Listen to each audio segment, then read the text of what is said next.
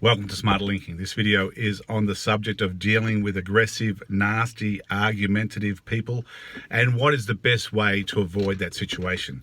Now, obviously, if it's at work, if it's your boss, if it's a co-worker, even if it's a family member, there are certain things you can't always walk away from. You need to be able to stand up for yourself. It's not so much about asserting dominance, but it's about also not letting people walk over you. Now, if you can avoid a situation, if you've got a noisy neighbour or somebody meeting you in the street wanting to cause some trouble and you can walk away, just do that, because there's no real gain if the other person is in that state of mind to continue a conversation with them. There's no logic, there's no reasoning. It's just going to turn into a shouting match and abuse, insults. Stay away. Now, when it's more serious, when it's a work, a customer, family member, friend, and you find yourself in a disagreement that's escalating into something possibly nasty and aggressive and even physical, well, this is where you need to use what I call smarter linking.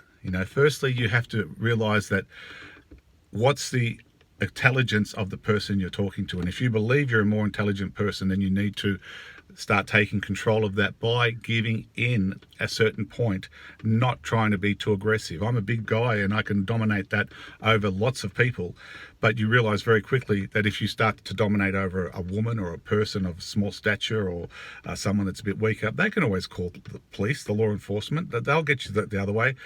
And that's not the intelligent way to do it. That's not the only reason why you want to be smarter in the way you approach conflict. But what you can do is by realizing that everything we do is a process of linking. So in a communication, the other person's trying to relate or link their ideas, and you're trying to do the same thing. With smarter linking, you basically try and let the other person have their say.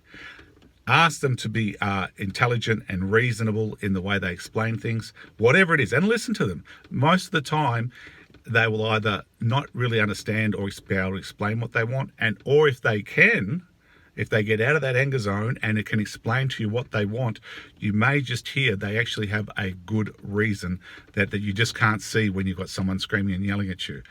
What you have to understand is when someone is screaming and yelling or being nasty or overreacting, they may be in a situation, often it's a cry for help. They're in a situation where they're stressed. If your co-worker is yelling at you, it may be because the boss is on top of him, or he's got a customer hassling him and he's just trying to pass that on to you. So be smart and effective. Hear what the other person has to say. It's not going to hurt you, and it's actually going to get more respect, because a lot of the time the arguments are over the behavior, the phrases, the words said, and not the actual reason and the meaning of what should be related to. So if you can get out of that reaction, be more responsive to any situation.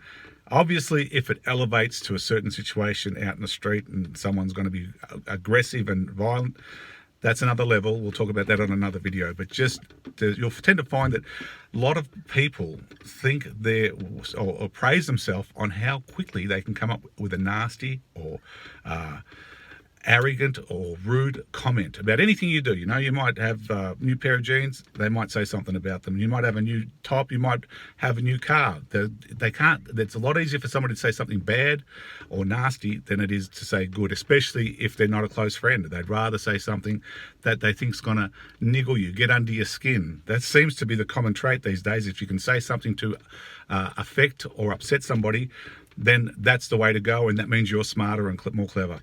I put those people in the box that they aren't going to be my closest friend, and then therefore I have limited contact with that person. I'm polite when I need to have any contact with a co-worker, customer, client, but I also realize that the people that you respect and treat you the way you want to be treated are the ones that, even if they're in a bad mood or upset or say something nasty, give them the benefit of the doubt. If you're an intelligent person, realize that other people are going through stressful times right now and always have. So you can't always expect everybody to be in a happy mood. I tend to be happier than most people that I meet, but I've also put a lot of effort into self-improvement, self-development, being awakened, being spiritually enlightened, all that blah, blah crap. But basically just the fact that I'm able to upload 10 to 20 videos a day, YouTube, TikTok, Instagram, Facebook, that's where I'm finding my enjoyment. And I know that a lot of people can't even or don't even upload anything. So it's a different level when you're at that stage. And I'm telling you, if you want to really take your life to the next level, learn all you can about social media for your own personal benefit. Learn the techniques to help your emotional, the way you think, the way you feel, your goals, your desires, your dreams. And if you decide that you want to do something on social media, which these days, if you want to build a business or sell a product, that's really the key for success. Learn how to sell products, upload information onto platforms, and get to work to transform your life. Thanks for watching.